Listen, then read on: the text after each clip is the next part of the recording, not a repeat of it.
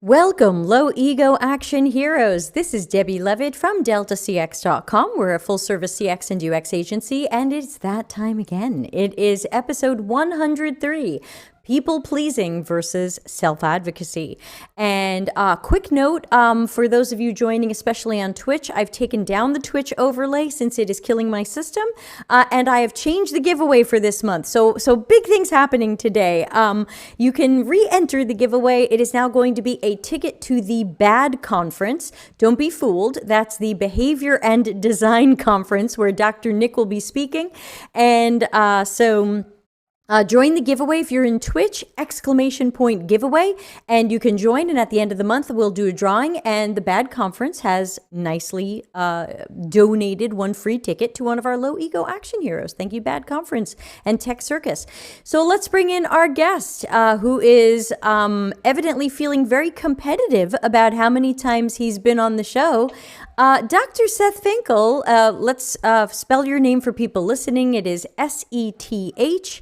F as in Frank, I-N as in Nancy, K-L-E. Tell us about yourself, and then tell us why you're feeling so competitive today.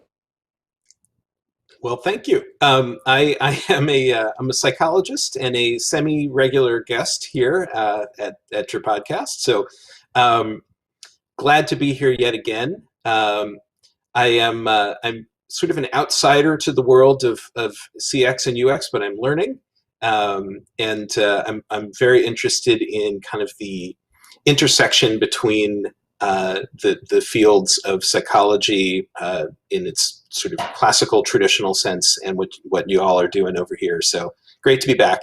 And I am feeling competitive because a gentleman who I've not met but would love to, Mr. Darren Hood, has I've now tied him for the number of times we've been a guest on the podcast. As of today, we're both tied at 6-all. So that feels like an accomplishment to me. But he did 2 out of the first 10 episodes, and I just did 1 in the first 10 episodes, and I think that gave him an unfair lead right out of the box. So. But you're in my book and he's not, so, you know. Well, there you go. There you go. So don't worry, Seth, you're a winner. But I've watched the ones he's done with you, and they're terrific. So he's a good guy. I'm happy to share the glory with him at the moment, and then we'll see how the future holds. So. Looks like Alamar has just put 2 and 2 together. Yes, this is the Seth Finkle who was interviewed in my book in the chapter on empathy. So it's this guy. Which way am I pointing? This guy here. So yeah, you know him. And Kayleen says, oh, hi, Austin. Thank you. Kayleen says, Seth should just join the Tuesday AMA Musketeer session to keep it even then. So we were saying that every once a month, we're going to have Darren and Dr. Nick on for a 3 Musketeers Ask Us Anything. So I guess that could make you D'Artagnan, but you know nothing about UX. So that would be nothing. The downside. Absolutely nothing, which would actually mean anything that I'm going to tell you about UX. I'm going to invent new jargon. It's going to be completely fabricated and wrong. We're doing that. We're doing that on March 16th. I promise we'll get to the topic eventually. On March 16th, we have a friend of mine who's a comedian who's going to comedy answer everybody's questions. So Seth, if you want to do improv comedy, we'll bring you back for that.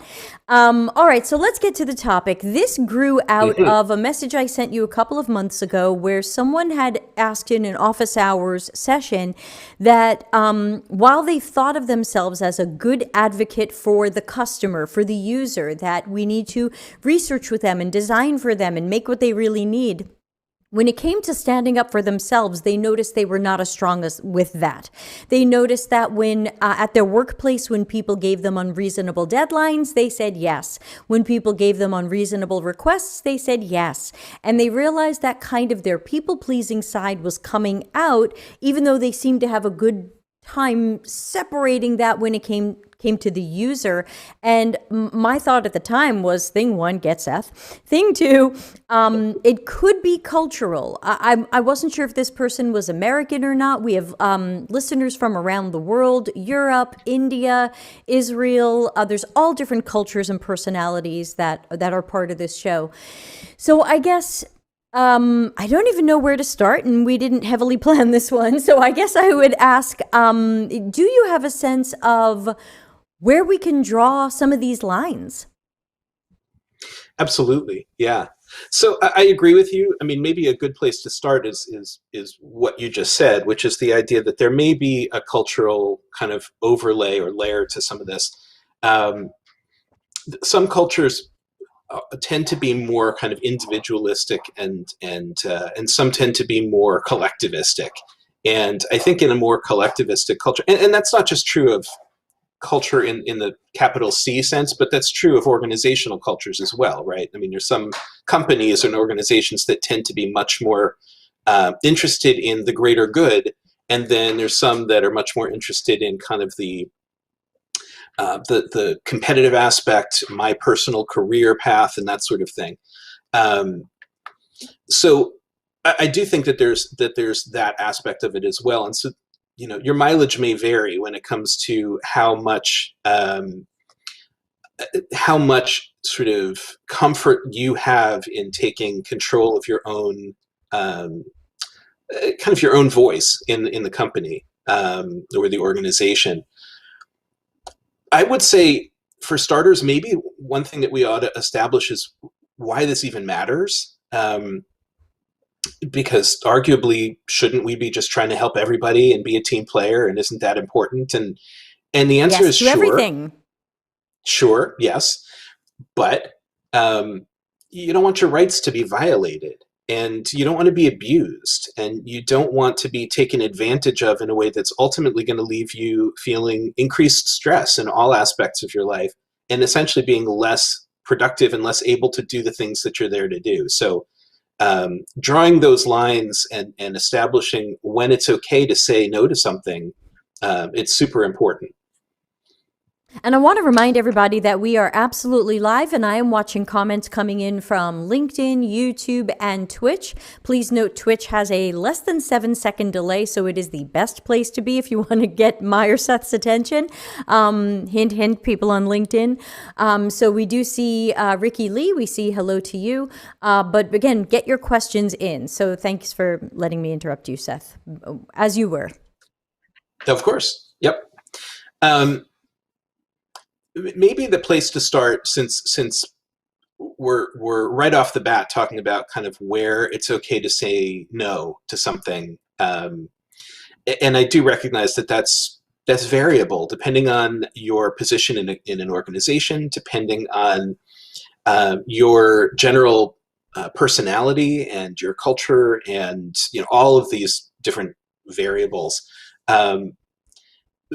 We can start off by just saying that boundaries or limits are kind of the dividing line between what behavior you're going to tolerate from other people.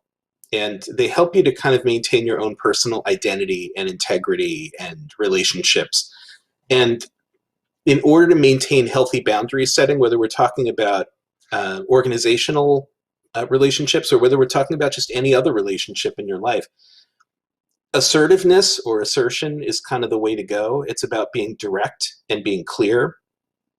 It's different than being aggressive, but being direct and clear is all about sort of the language of healthy boundary setting, as opposed to hinting or pouting or demanding or imposing. Stuff. Right. So I guess for starters, I would ask, would you be willing to become the coffee person for the company, or the shredder and photocopying person, or the Uber Eats driver if someone asked you to do that,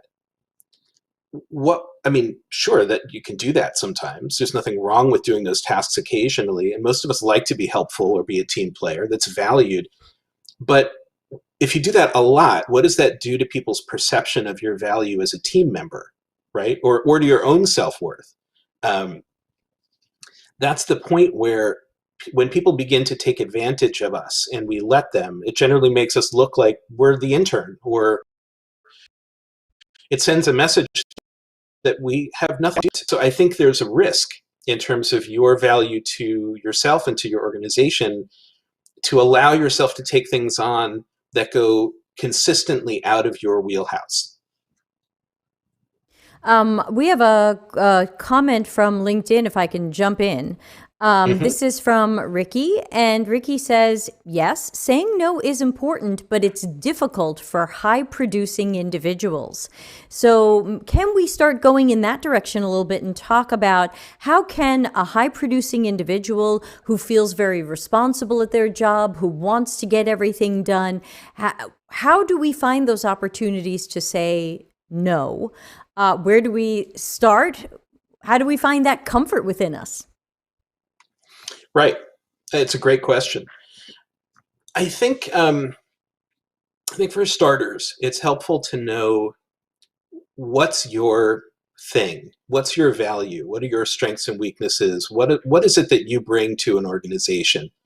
Again, to use the analogy or the sort of image of, if someone asks me in my day job to be the person who's always consistently taking out the trash and making the coffee and doing the day-to-day things that need to be done that aren't part of my thing, they're not part of my responsibilities, my strengths, my experience, it's going to potentially take away from the things that I can do that are going to be of greatest value to the organization. So if you're a high-performing individual, I would say even more so, if you've got that track record of being the can-do person who's going to get stuff done, I think that's terrific. And I think that does speak to your value and your reputation. And I think it's important to be able to maintain that. But you also have to be confident in what it is that are uniquely your skills that make you, why were you hired to be there? Why are you getting paid to do what you do?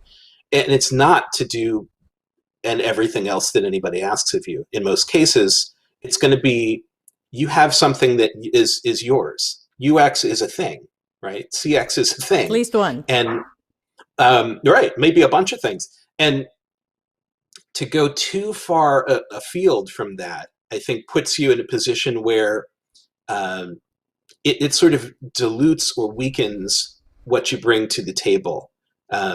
So I agree that it's difficult to say no. And I have a funny feeling we're going to spend a little time talking about how to do that. But I would say it's vitally important to maintaining your integrity and your position and your value and reputation in an organization at times. And I wanted to add, and we already have another question, but this is a great one from Ricky. I was thinking about myself here, and I was thinking I have to say no to be high performing. If I start saying yes to too many things, I run the risk that I'm killing my own energy, performance, efficiency, things like that. And I tend to be very deadline focused. I love to beat deadlines and meet deadlines. And I know that if I start saying yes to too many things, that I won't be able to do that. So sometimes my answer to people, if they try to throw more things on me than I've planned, is I could do that, but I would have to shift some of these deadlines. So what's your priority? Is your priority the things I was already working on, or would you like me to press pause on those and work on this other thing? Please give me clear direction and priorities. Exactly, right. I mean, I think it's reasonable to say to someone, whether they're a peer or whether they're a subordinate or a superior, to say to someone, I'm at my limit for the day. I'm maxed out in terms of what I can do at this moment. So I won't be able to help you with this the way you're asking. Can I help you with it, tomorrow? Or is there some other way that I can support you that isn't going to be quite as time intensive? Because at the moment, I just don't have the time to really do what you're asking in an effective way and do all these other things. So absolutely, I think it's sometimes all about the way in which you give the message to someone. It's not that I'm telling you, screw you, I don't want to help you. It's I would love to help you, but I'm one person, and I'm sort of at my limit at the moment. I'm maxed out in terms of what I can provide time wise. There's only so much time and energy that I have to dedicate to the work that I'm doing. And at the moment, I've got these other things I'm doing. Honestly, sometimes it's a matter of a swap. If the thing they're asking me to do is in my wheelhouse and it's something that it really does tap my expertise, maybe I can offload something else. And say, I can delegate this thing over to you if you can do that. This is, honestly, not something that I need to do. Someone else could do it very effectively. And then the thing you're asking of me, I could potentially, give my area of expertise to. I do that all the time. But there is a finite amount of time and energy. You're being paid to do a job. At the end of the day, it's a job. And the job lives in a certain set of hours, and you're being compensated a certain amount to do it. And that's the contract. That's what you're being, that's the whole game. So to ask someone to go far beyond that, it starts to cut into your own life, your own time, your own energy. And at some point you get diminishing returns back in terms of what you can do. Yeah, and Ricky also commented, true, we can get in our own way. Often our toughest competition is ourselves. Austin posted another question, which was any book recommendations or maybe authors or speakers or YouTubers who have something to say about boundary setting. I don't know if you need to go search Amazon, Seth, but anything. Kimberly says, Kimberly is posting on LinkedIn and says, I'm currently reading a book called The Courage to Be Disliked. And then I see other questions here. We'll get to Virgifus, and there was another one in there. But Kimberly says, I'm wondering your thoughts on Adlerian psychology and or discarding other people's tasks and the chase for recognition from others. Are you hip to Adlerian psychology? So Adlerian. So yeah, thank you. That's Alfred Adler. Clearly, yep. I'm not. Just a quick note there. Yep. Adler was he was sort of a neo-psychoanalyst. So he was sort of schooled in some of the work that came out of kind of original Freudian analysis, but kind of took it in a different direction. And I do know some things about Adler. Can you fire the question at me one more time? Because there's a bunch of things to unpack in there. Yeah, sorry about that. So leaving out the book that Kimberly was reading, I'm wondering on your thoughts on Adlerian psychology, discarding other people's tasks, and the chase for recognition from others. I will copy and paste that and put it up on the screen because I can't put LinkedIn comments on the screen, everybody. Another great reason to be on Twitch. There's a lot of good stuff in there. So I think the part of it that sort of resonates with me at the moment is that last piece in particular. Certainly discarding other people's tasks, deciding how much, and really just kind of deciding how much of other people's stuff, their baggage, their whatever that you want to keep and how much you don't, I think is really important and is frankly some of the most important work you can do in personal development. The notion of the chase for recognition from others is, I think, such a big part of this for so many people. The idea that they're taking things on and they're being a people pleaser because they really want that kind of recognition, that the accolades, the admiration, the sense of validation that you're good at something.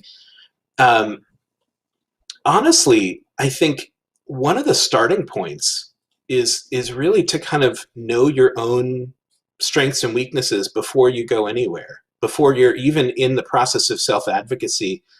Kind of the pre-step to all of it is you have to be confident in what you're bringing to the job, your soft skills and your hard skills. Know what you're good at and know what your weak spots are. And that can be tough. It's often really difficult to identify our own best and worst qualities.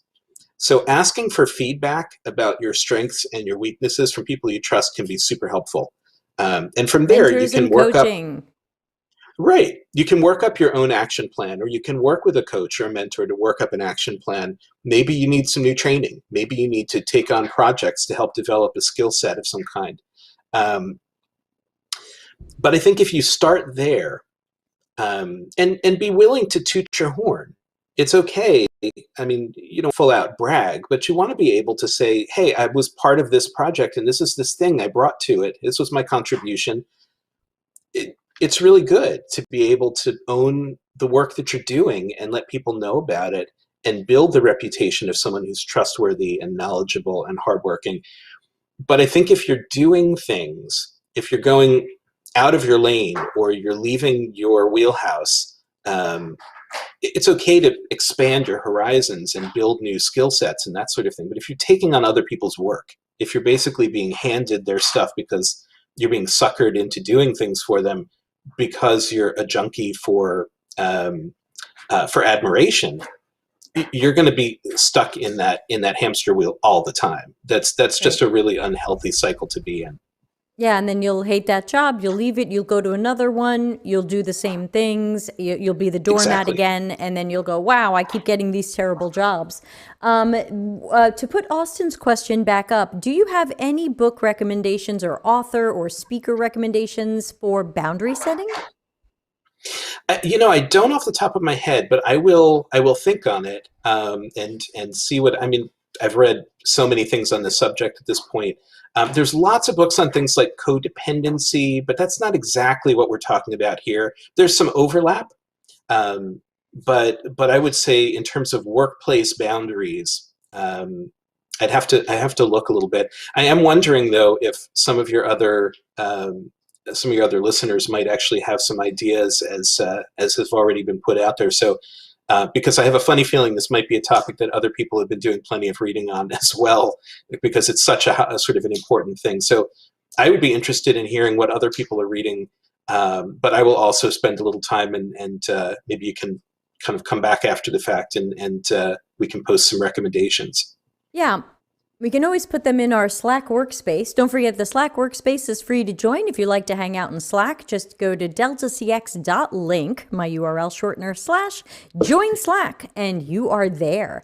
I want to put up Virgifus' question. I don't know how to pronounce people's names, but I also want to remind people of something that I tend to say a lot, which is there are 6 work hours in an 8-hour work day. If we factor out what should be an hour for lunch and a couple of breaks, whether those are toilet breaks or take a breath away from your computer, or for some people smoking, hopefully not drinking, but if you factor in some breaks, there's really 6 hours of work in an 8-hour workday. But I notice so many teams assume 8 hours and say, okay, here's your 40 hours of work or your 40 story points or however people measure it. And I think we have to start saying to people, well, hold on a second. I've got 6 usable hours in the day. And I think it's also another place where I'd like to talk to people about boundaries is take lunch away from your desk. Stop eating at your desk. It took me years after leaving America and living here in Europe to stop eating at my desk. It was such a habit, and I think that's an important boundary to have. Take a break during the day, at least one. Seth, breaks. What do you say? Amen. Couldn't have said it better. Yeah. No, Should I put up the next question? I mean, I can simply echo and say, I think people can kind of work themselves into a point of, again, this sort of diminishing returns. It's quality rather than quantity. At the end of your life, you're not going to look back on it and go, I worked 47,000 hours. Who cares? Who cares how many hours? The number of hours you work in a workday is irrelevant to the final outcome, which is, did you do something useful? Did you contribute something? Did you make something happen? And the only way that's going to happen is if you're putting in quality time. We need brain breaks, and especially in an era where so many of us are working remotely. And if you're working remotely, if you're one of those people who's working from home, as I've been for the last 12 months, the place where that work stops and your actual life starts becomes very blurry sometimes. And that is problematic, because then you're really not giving your best to the work or to your play. Very, very true. Thank you. And new question, so keep the questions coming, everybody, is in the context of your core responsibilities, how do you say no to tasks that are not a priority for the company, but might be for the person who's asking, which happens to be a very pushy colleague? I've got an answer here, but Seth, you first. I love that. So I would say at least one starting point is align your goals with the company's goals. I think that's a point of strength for you to play from. I think it's reasonable to say to the pushy colleague, I understand you need that right now. That may not be in the best interest of the team or the company or the project or whatever it is. At this point, we've got a set of priorities that we're trying to play out, and that one may have to take a back seat for the time being because these other things are higher priority. I think that's fine, because that's not about you saying you're not worth it to me. It's you saying, as a steward of the work that we're doing as part of this company, I have a responsibility. I have my own ethics as an employee here to do something that's going to be for the greater good. And I think it's perfectly fine to say to someone, I get that this is important. You're just going to have to wait. And I'm sorry about that, but these other things are going to take priority for the time being. There you go. Another thing that I want to recommend here, and it's way back in episode 11, back when I was doing things very differently here and at least 10 pounds heavier. But episode 11 in the live stream podcast is the Delta CX Decision Matrix. If you have my book, The Decision Matrix is in there. Just search for it. If you don't have it, go watch that podcast. Of course, it's free. And I have a decision matrix that I created, which is based on 4 things. It is, see if I can remember them because I don't have this open right now. Severity or urgency, the number of people affected. No, wait, severity. Oh no, this is going to be like the guy who was on Dave Letterman to tell you about how to 3 ways to remember things, and then he can't remember the things. Do you remember that? Now I'm forgetting. I think, yeah, he's like, and the third thing for remembering things, that's going to be me. Where is the decision matrix? Oh my God. Does anybody know what page it's on? Oh, I should have really been prepared for this. I've committed your book to memory. It's on page 437. No, it's at the beginning of the book. I think it is severity, number of people affected, urgency, and cost to reverse. Like if we got this wrong, what would it cost our company to undo this or have to fix it later? I think I'm messing up my own model and not remembering it correctly, but take a look there. Actually, it's also a page on my website. I'm an idiot. Open up page on website. But the Delta CX Decision Matrix should help you be able to say to this colleague, based on these measurements of these things, I'm going to find it right now. This is not a high priority for me. If this is a high priority for you, then you should do it or find, S is not severity. It's strategy or goal achievement. So I remember it's SNUC because I like to say a decision has snuck up on you. Strategy, S is, thank you. S is for strategy or goal achievement. Does this work item play strongly into our strategy, which I think mirrors what Seth just said? N is for number of people affected. Is whatever working on this, like how many customers or users will it affect? Is it a lot of people, few people?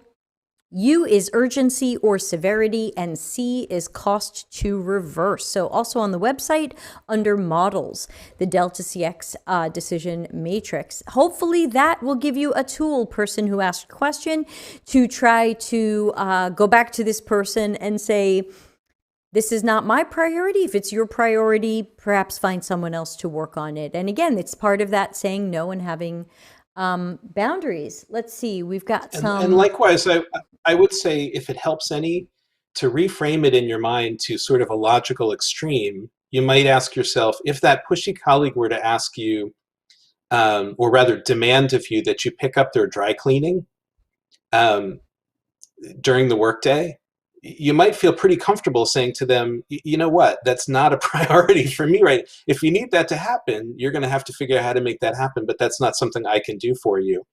If it's something that is comparably their thing, I think you can certainly feel comfortable professionally and respectfully saying to them, as you're saying, Debbie, with concrete data, that's just not a priority for us at this time.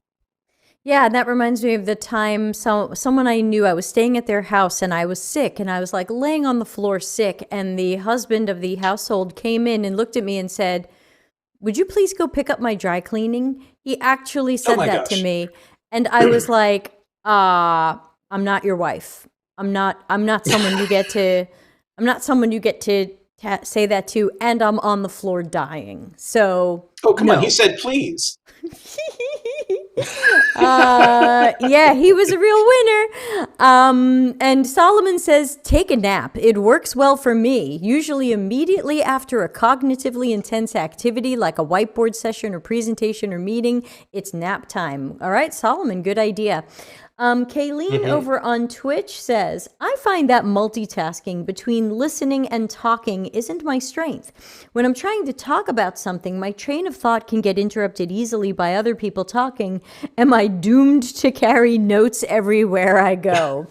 Seth, what I can you love tell that. Kayleen? I mean, for starters, that's if that's your doom, that's a pretty good doom. Not so hard. Carrying notes, I mean, especially nowadays where we have the capacity to carry notes in phones and tablets and all kinds of devices, as well as paper. Um, there's a multitude of different ways to do it. Um, I would say for there's a lot of people I've worked with and have had personal relationships with who don't necessarily do well on the fly because of this idea that it's easy to kind of lose focus on something, to get distracted by other things that are being thrown into the mix. For folks like that, sometimes email can be a helpful tool because it takes the synchronous aspect of it out, and so you can really kind of focus in and follow up on topics or conversations. So there are various digital formats nowadays or platforms that can really help. Um, but sure, notes are great. I mean, I don't. It can feel like an impediment, but frankly, it's a tool. And I, for what it's worth, I am speaking fairly extemporaneously on the topics that we're talking about. But although you can't see it, I have a screen open with notes because You I recognize that charlatan. I know, right? I like to be Darren Hood prepared. I doesn't like do to. that. No, I'm kidding. You know what? I bow down to Darren Hick. He clearly has got it over me. Um, no, I think there's nothing wrong with having. Some people are just more visual, and so having something to actually refer to, whether it's a diagram or whether it's bullet points or a note, can be helpful. It's true that sometimes they're overwhelming. Part of it may be a matter of deciding what kind of visual is going to be helpful. Sometimes I'll use like a graphic organizer or a visual diagram for me because I can refer to it quickly and at a glance. I'm a big fan of bullets or numeric lists or things like that. Less is more. If you've done your homework and you've prepared, sometimes you have the material ready to go, but you just need something to kind of refresh your memory. When someone said that, it threw me off and I forgot what we were talking about. So then you just have something to go back and jog your memory. That's really what it's for, as opposed to a script to follow. Yeah, and Kayleen says, yes to visual diagrams and bullets. Can't live without one.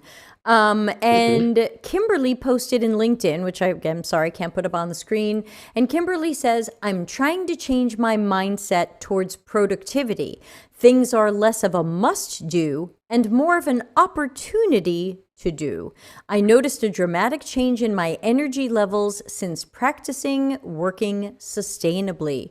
Can you speak about maybe how someone could hear a request from a coworker or a manager and say, is this a must do or is this an opportunity to do, and how we can kind of categorize these things in our heads? Absolutely. Well, and the beauty of that, I love that. First of all, I think that's great. That kind of reframing is super powerful. Again, it seems like just a matter of semantics, but it carries an emotional weight to it. When you're imagining that something is a must do, most of us intuitively as humans kind of start hitting the brakes. You know, we're not feeling in control of that anymore. It's not something that we've chosen to do. It's something we've been stuck with, and we begin to resent it and dread it and fight back, sometimes unconsciously, against it. And you know that feeling when you have it. You know, you wake up in the morning and you know that that's something that's on your to-do list today, and you just don't want to get out of bed because of it. Or you're dreading it the night before. And the fact of the matter is that's unhelpful. If it's something that you've chosen to do, if it's an opportunity that you've selected, then ultimately you're in a position to be able to have some kind of ownership of it. And you've had the ability to make the decision to do it or to not do it. That frees you up in a pretty big way, and you can feel really different about the task. I also love the little pop-up comment about semantics being sort of shorthand for trivialization. I too kind of hate that. I think words are super important and powerful. They're my stock in trade. And so while some people can say, well, it's just a choice of a different word, as though you're kind of playing a bait and switch game, my feeling is I agree completely. I think it's the way in which you frame something has a lot of power to it. Thanks for that. I want to take just a breath for a moment and remind everybody that we are live. You can follow us on YouTube at Delta CX. I'm going to be treating YouTube a little bit more as my archive. I've got hundreds of hours of content there. So if you have any thought or question or topic, just go to YouTube and type Delta CX and whatever the heck your topic is. And you can find all of our videos on there, because there's a zillion of them at this point, hundreds. Twitch, I think, is a better place for the live streams. It is a much less of a delay, so I can get your questions and comments faster. I see more people are there, so they're conversing with each other.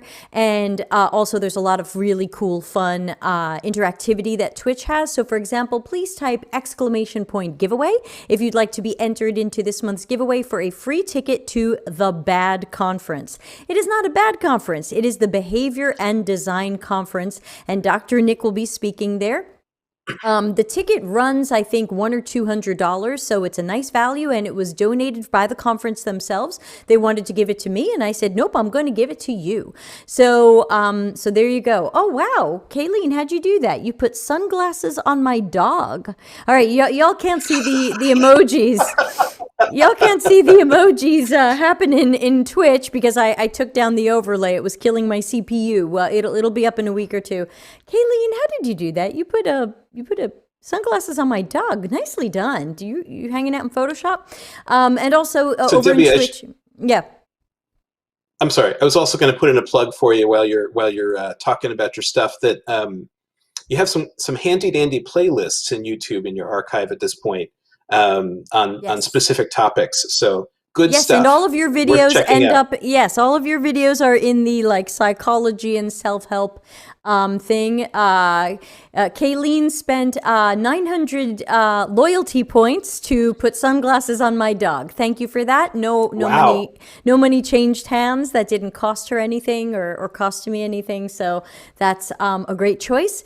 And if you're looking for us on Twitch, someone was already Delta CX. So we are deltacx.com, all written out. That's where you can find me. I think that person also had the Delta CX Twitter, so I had to go with second choice here. So yeah, enjoy the channel points. They're another fun thing. Also, please subscribe. If you have Amazon Prime, you can connect it to Twitch, and you can actually subscribe for free.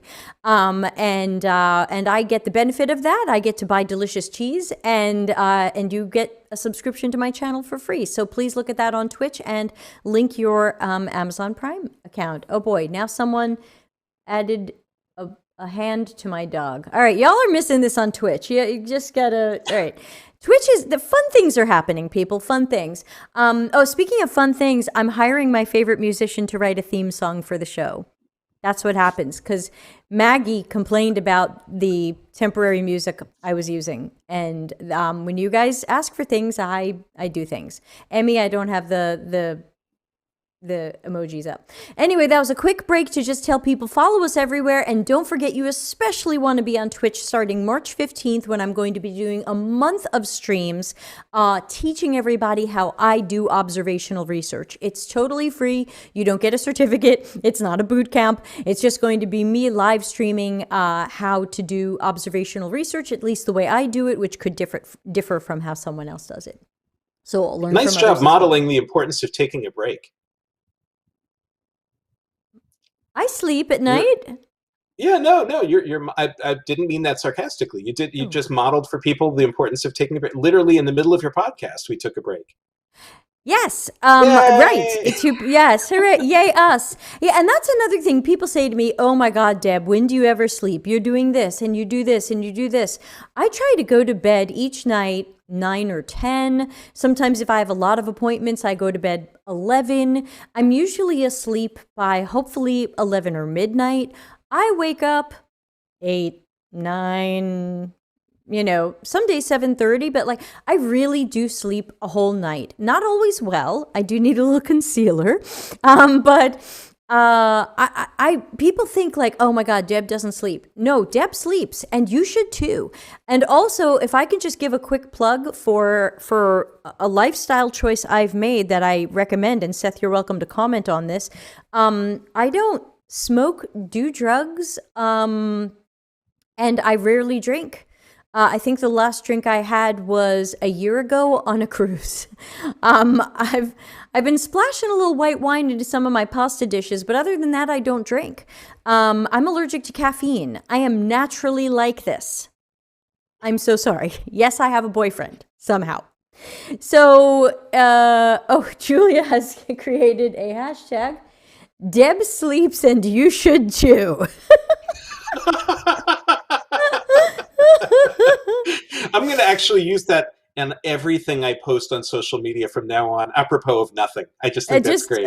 Just on LinkedIn. And Scott, I can't put your comment up because I can't put LinkedIn comments up, but Scott, who's been a guest of the show, twice now, I think, says, not about how many hours you're awake, but how you spend those woken hours. So that's... Indeed. That's a good, maybe talk a little bit about, maybe some of this can be back to time management, but now I feel like we're getting way off too far. I want to get back to self-advocacy and people-pleasing, because I know that many of us who go into UX have good hearts. We are good people who care about our users and customers. We wish people at work liked us, so we do wacky things like holding workshops and letting them do our job because we just hope they will like us. What can we do, especially at work, to put up more boundaries? Or maybe how do we even notice we're being a bit of a doormat? Seth, Right. something, anything. I got a thing. So there's a... I work in a field where, again, as a psychologist, people usually have pretty good hearts, pretty good intentions. They're usually people who are trying to be helpful.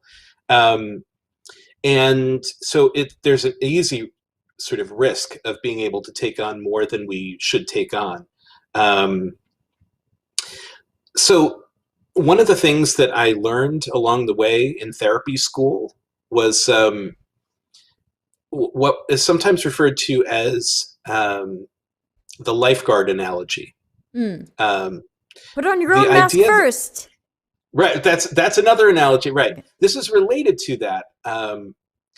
the lifeguard analogy, I don't know if you know this one, is if you've ever lifeguarded. I have not. I barely stay alive in the water myself, but lifeguards apparently are taught early on the last thing you want to do, literally the last thing you want to do, is to jump in to try to rescue a drowning person.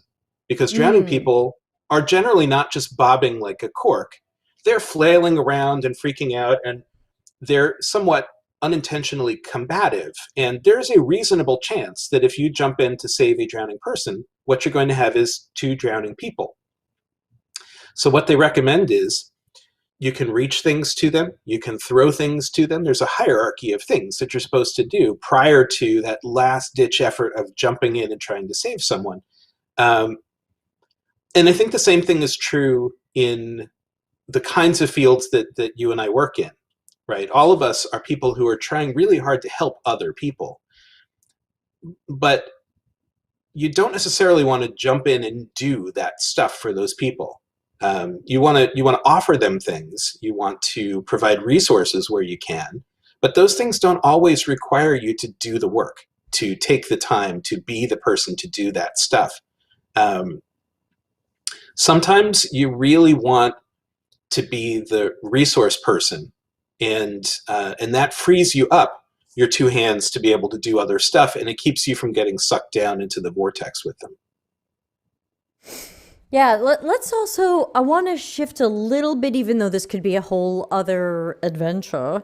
And by the way, you and I just scheduled another one in April at a bit of a weird time for the show, and I already forgot what it's on. I am so sleepy.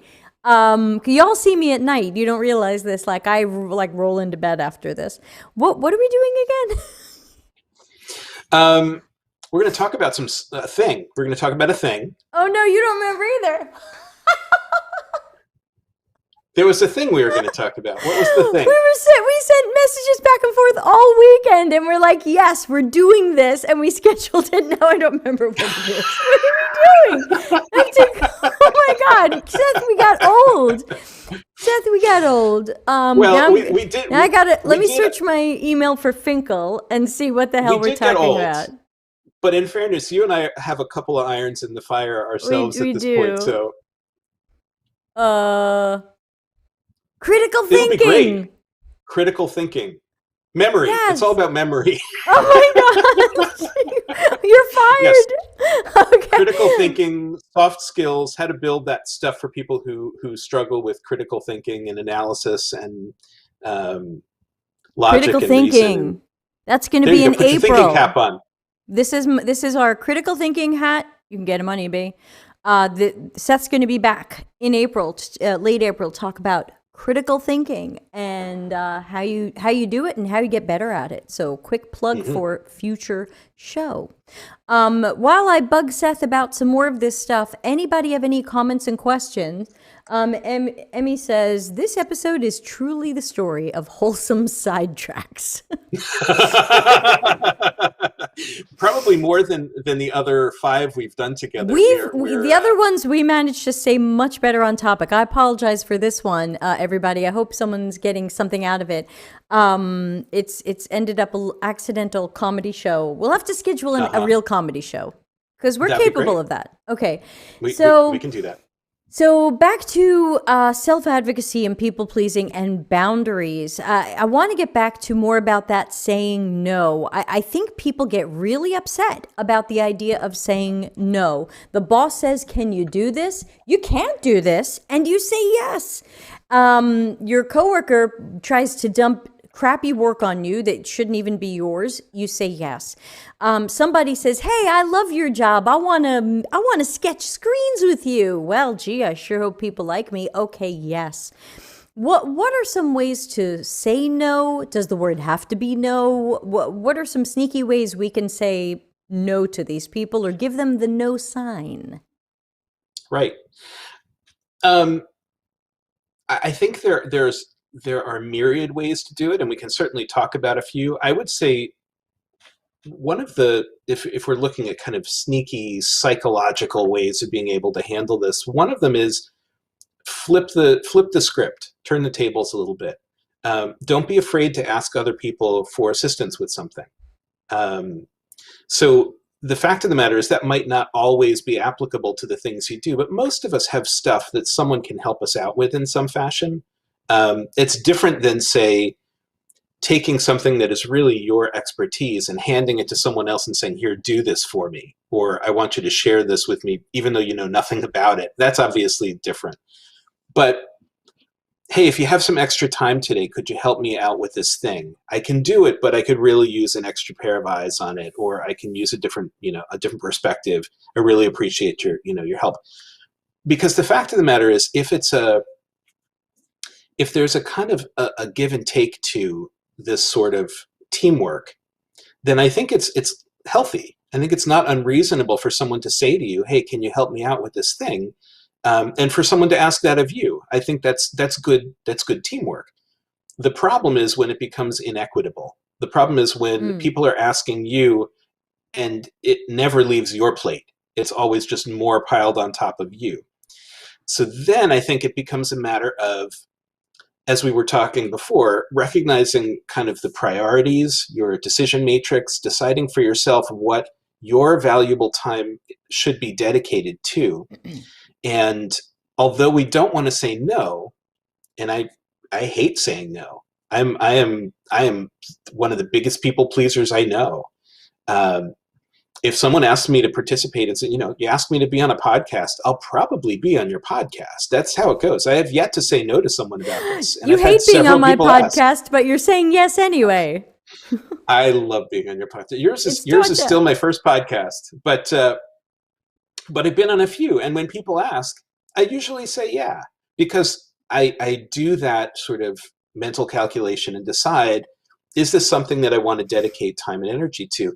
I've been asked at times to do things that frankly are going to be a drain on my time. They're going to make it harder for me to do the things that I really need to do that are of value to someone that I've already committed to doing. And ultimately, they're not things that necessarily have to be me. There are times where I'll take something on because they're asking it of me and it is my thing. There are going to be times where something is clearly a UX thing. And then in those situations, sure, I think it's appropriate to say, yeah, okay, if I have the time and the resources, I will take that on because that's my thing. If someone's asking you to take on a thing that's absolutely not your thing and anybody else could be doing it, and they're just asking you because they see you as the least squeaky wheel, the one who's most likely to be suckered into doing something for them because you're not going to say no, you've essentially degraded your value to the organization. You've diluted your worth into being the lackey for every other person there. And it's not good for your self-esteem. It's not good for your productivity. And it's certainly not good for your ability to continue working without burnout, but it's also not good for how people view you. It weakens your reputation. I was just going to say, you're going to train people that you are the go-to person for the grunt work or the work nobody wanted or the work that's too hard or the work with the unreasonable deadline. Give it to Mikey. He likes it. Exactly. At which point, what does that say about your UX credential and about your expertise, your knowledge and your skill sets? You're basically saying, yeah, I have all that stuff, but I also make a mean souffle. So anytime you want me to just drop everything and hit the kitchenette and do some cooking for you, I'll do that because frankly, that's just as important as my my wireframing technique. I don't know what I'm talking about. These are just terms I've heard you say. There you go. You're my favorite parrot. There you go. I think reputation is important, and being able to command a certain level of respect within an organization is important. And if you simply do anything that anyone asks of you, whether or not it's relevant to your work, I think it's gonna hurt that reputation. Another thing that I do is when somebody, those who've worked with me know that I'm a big planner. As soon as I have a project, I'm working out what are my tasks and phases, how much time will this take, who else do I need involved in this, and I use project management software, and then I create a Gantt chart, Gantt, second time we've talked about it this week, I think, where you can, I think we talked about it yesterday, where you can then see what the project looks like over a period of time. And because my project is going to hope to stick to this timing, again, I recommend that if someone is trying to throw stuff at you, it's easy to say, this is what I'm working on. Look at this plan. How do you fit into this plan? Do you want to throw off this plan? If you delay what I'm doing, will it delay other teams? Will it delay engineering from coding? Will it delay somebody else? And I think we need to, was that a no? It's not totally a no. It's a sneaky, I say if we're going to play psychological games with people, we might as well win. So I'll say, sure, I can do that. I can prioritize that if you want, but my Gantt chart is going to get redrawn. Things are going to be pushed out one day, 1 week, whatever it is. And that means engineering might not get it in time. If you're okay with that, sign here. And I find that's when people go, oh, let me get back to you. So maybe There's ways to say no without saying no that remind people this might not be the most important thing or the best use of my time right now. Exactly. I mean, there are times where I think it's reasonable to say no outright, out of hand. If someone's asking you to do something that is clearly, kind of ultimately borderline demeaning to what you do, if you're asking the CEO of the company to always be the person to deliver the mail, not that delivering the mail is a demeaning job, but that might not be the best use of someone who's drawing that kind of salary and has that kind of expertise. I think it's reasonable to just say, you know what, I'm going to take a hard pass on that. But there are absolutely times where I think it's perfectly reasonable to say to someone, I'm more than happy to help you with that. Here's probably realistically the quickest I can turn that around. And I agree with you. I think there are going to be times where they're going to opt you out at that point and go, actually, I need it done a little sooner than that. Okay, then. I mean, you didn't say no, but you made it very clear. Realistically, it's truth in advertising.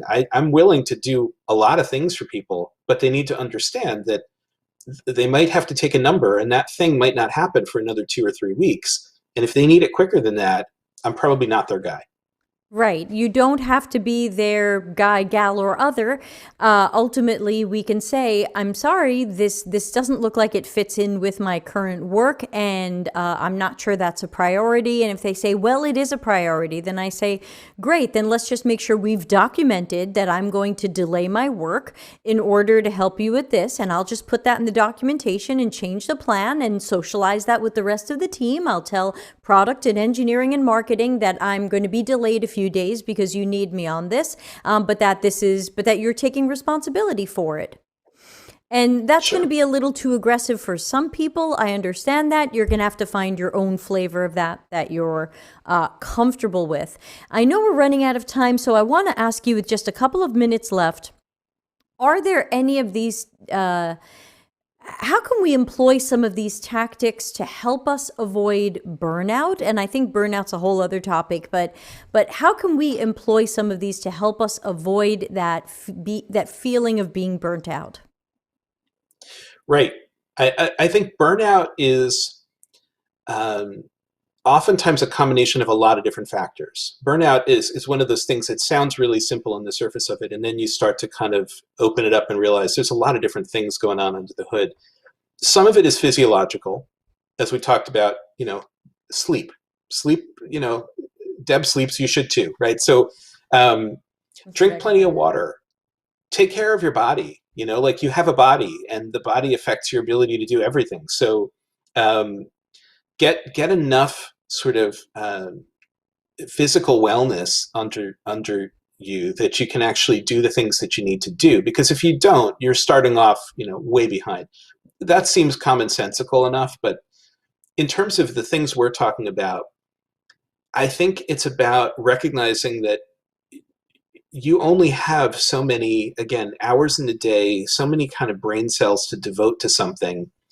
And if you continue to pile things up, you'll simply end up overwhelmed, confused, distracted, forgetful.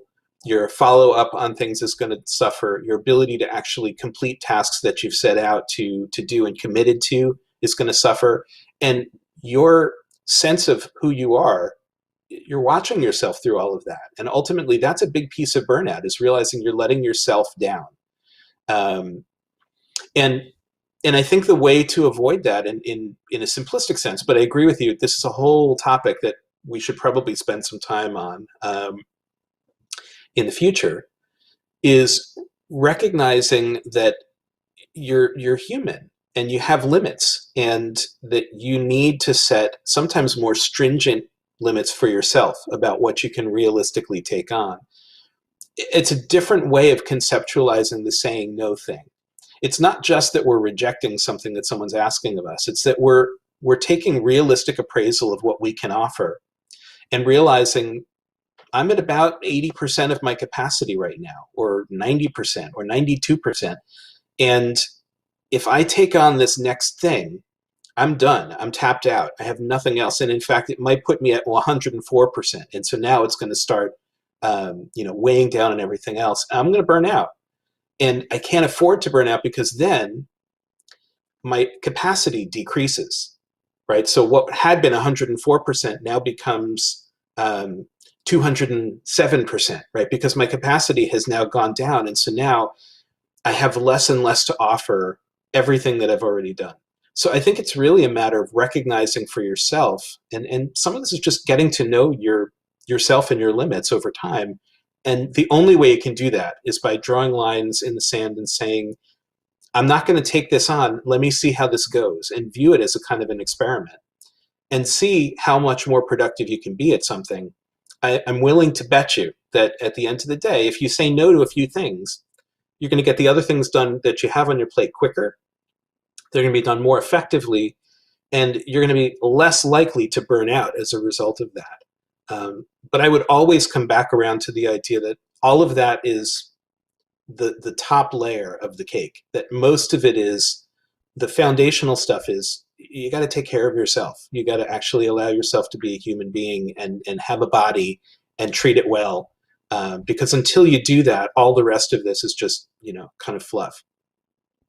Yeah, and there's a note I wrote while you were talking, and Emmy says that's so insightful that one's capacity is not a consistent container. So thank you for that. The note that I wrote is, I know a lot of people, we talked before about how, especially in the pandemic, we're blurring the line between time that isn't work and time that is work. We're seeing the emails come in on our phone. We see our phone, we answer them. I think it's important to set those boundaries for work hours, not answer that stuff outside of work hours. If you see it and you know it's not important, don't answer it. If you answer it, you teach them you will just work 9,000 hours a day. If it's not on freaking fire, don't respond to it. Save it for tomorrow. But I know that there are people who are UX teams of one, and they're afraid to take a day off. They're afraid to go on vacation. They're afraid to stop working. They're afraid to not work weekends or whatever it is. And I know some of them are at bad jobs and they feel like they have no choice. And maybe you feel like you have no choice, but I want to say start shifting the way you see things, and there is a choice, and you've trained them that you will do this. You will take on all of this work, and you will just keep saying yes. And I say now you have to start training them out of it. Train them that you need an assistant, or you need a helper, or the team has to grow. Start planning days off for the future, even if you go nowhere and do nothing. Plan them even around calendar holidays. Take off Good Friday and Easter Monday, even if you don't believe in Easter. Take these off and take these off and then put into your project plan, I'm taking a long weekend, then I won't be available, but I'll do lots of work up until Thursday and I'll be back on Tuesday. Start planning these things for yourself, and with your project planning, plan around these days and freaking take them off, and don't read the emails. Don't respond to the emails. Don't go into the team Slack. Really give yourself time off, because I think it's we're burning out more in the pandemic because we haven't created boundaries. Our phone is on all the time. Everybody's home. They finally put the kids to bed. Now they'll send the team a message. You just put your kids to bed. You see the message. We haven't been having work during work hours. Seth, last words from you. Yeah, so I just want to tag one little additional thing on what you just said, because I think it's really important. in terms of aligning your needs and your goals with the goals of the organization, if you are the only person, if you are a department of one and you're working in a really crap job and you're really stuck in a situation where you don't feel like you have any say or any choice in the matter, one way of reframing this, which might be helpful, and it's not the most upbeat way to think about it or to end up, but it's reality. It's the example that I use oftentimes in my life of what happens if I get hit by a bus tomorrow? What happens if I have a heart attack? What happens if something happens to me and I'm incapacitated and unable to serve in this capacity that I've been? That's going to hurt the overall organization, the projects we're working on, the things I'm doing. If everything hinges on me and my capacity to do this job, and if I take another job tomorrow, right? I mean, it's a possibility.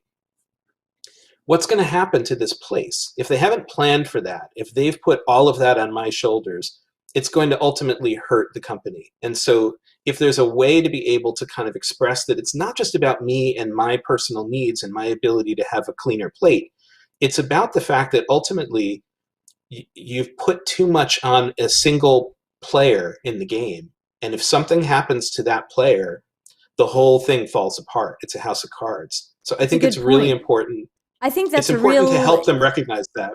Yeah, and a great point. Thank you for that. No one wants to think about being hit by a bus, but I think it's unfortunately quite fair to say in this time, if I got COVID tomorrow, I might need to take off a month or two.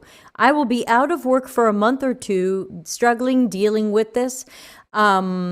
What's this company going to do? Like, I can't be the only one here. Let's bring on another person who is a teammate for me, who will juggle my workload, who can back me up if something happens to one of us. I think that's completely fair. And there you go.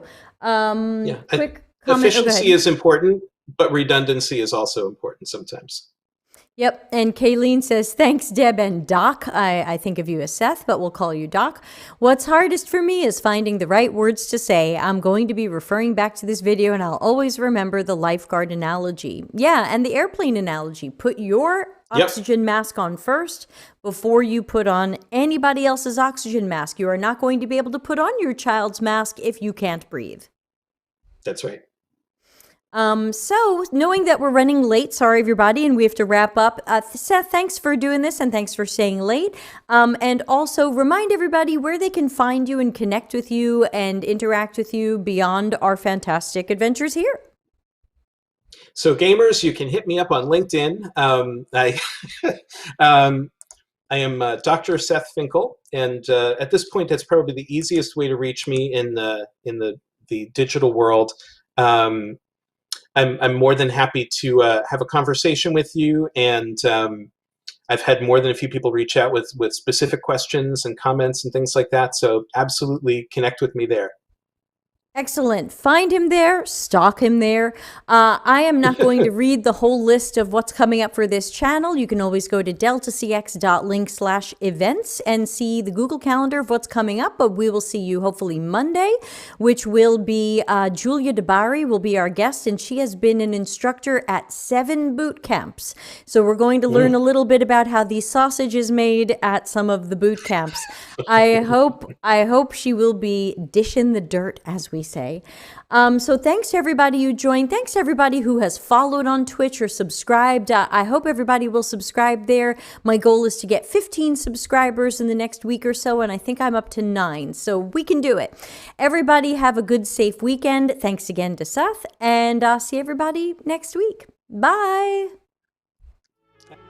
Delta CX, available for CX and UX consulting, projects, and training. Contact us for a free consultation.